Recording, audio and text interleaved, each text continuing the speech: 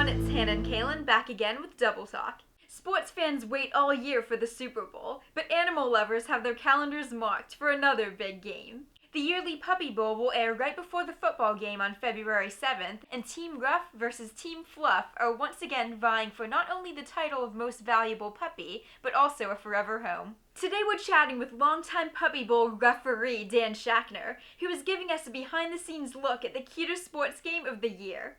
For a lot of people, being the Puppy Bowl referee sounds like a dream job. How did this come to be for you? As you can imagine, there's no job description for the Puppy Bowl ref. It's not like a million people have had this position before. Animal Planet knew me because I had hosted for them before. I'm a TV host by trade. I went to college for TV film production, broadcasting. When I graduated, I knew I wanted to work on that side of the camera. Worked as a producer for many years. And about 10 years ago, they said, we've got this job as the Puppy Bowl ref. Would you be interested? Can you make an audition tape? And of course, how do you even do that without a million dogs in a football field?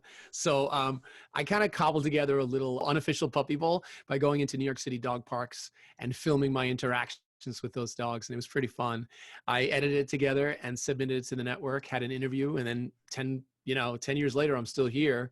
So, it's a testament, not to me, but to the power of the show. The show's done incredibly well over these years. What does preparation look like leading up to the day of the show? Because I just imagine you in your backyard practicing by calling your dogs as they play in the yard. What is that like? Do you have to prepare much before the big day? The way I have to prepare is like this. I have to actually learn the names of the dogs before they get on the field. Most everything else I don't need to learn. In other words, their backstories, I'll learn them later.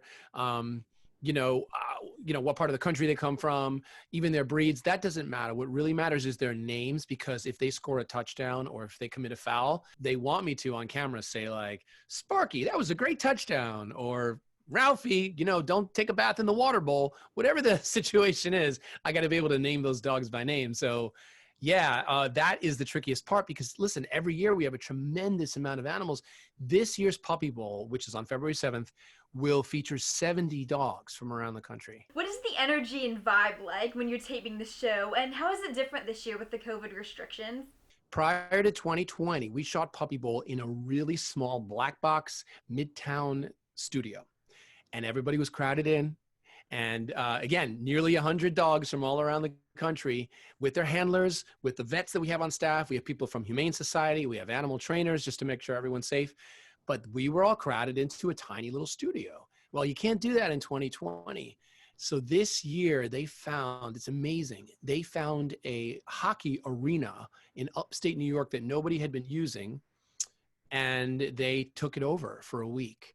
And it allowed everybody to socially distance. It was the most space we've ever had.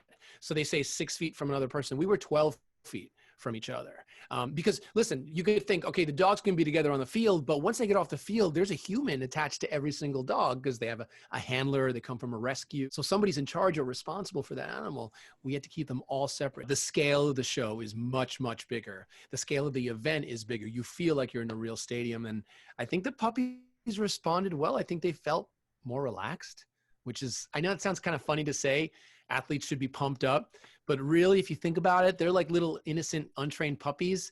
They need to actually be relaxed to really do well in this situation, right? So after all this time doing it, do you have an idea? Do you have kind of a sixth sense where you can tell what puppy is going to win the Puppy Bowl when you first see them all? Yeah, what's funny? I do like to predict who wins our MVP, most valuable pup.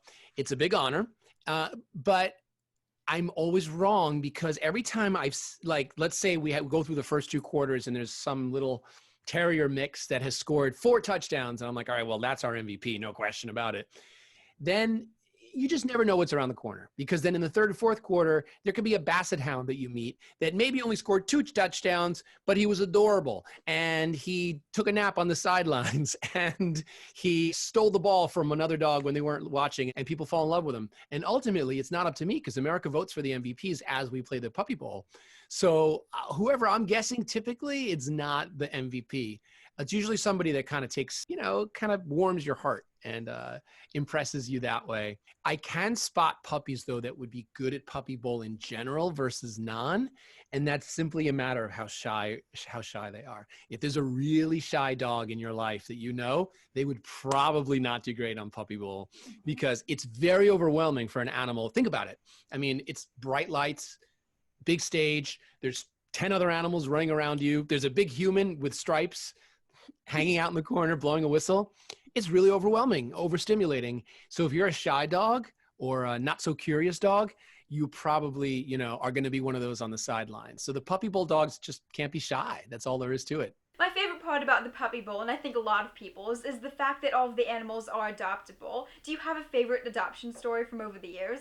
There's the idea that you're saving a life. And remember, guys, again, this is something I say all the time. When you get a shelter animal and you adopt them, you're saving two lives, really. You're saving the life that you've brought to your home, but you're making room in the shelter for another dog to come in. And so that's how two lives are kind of being cared for there, because shelters are crowded, especially here in New York City where I live. Some of them don't even have physical spaces. So they depend on foster parents and a whole network of people that are willing to volunteer and help. Now, I know they're all adoptable, but how are the adoptable dogs chosen to be on the show? In the beginning, we had to reach out to shelters because we had to let people know who we were. But now, this is Puppy Bowl 17. So we've been at this 17 years. We reach millions of people every year with every event. We don't have to go out and look for them. They kind of come to us. So typically every summer, the network gets a flurry of photographs of, look, there's a new litter that was born. And, to be a Puppy Bowl pup, the requirements are to be between 3 and 6 months of age, be from a shelter or rescue group, and be untrained. We don't want those Westminster dog show puppies. We want dogs. We want, purely untrained puppies.